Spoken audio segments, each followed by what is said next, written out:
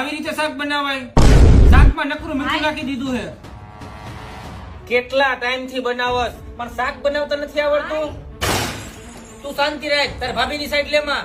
એ ભાભીની side નથી લેતી, પણ મારી વાત તો સાંભળ. બોલ.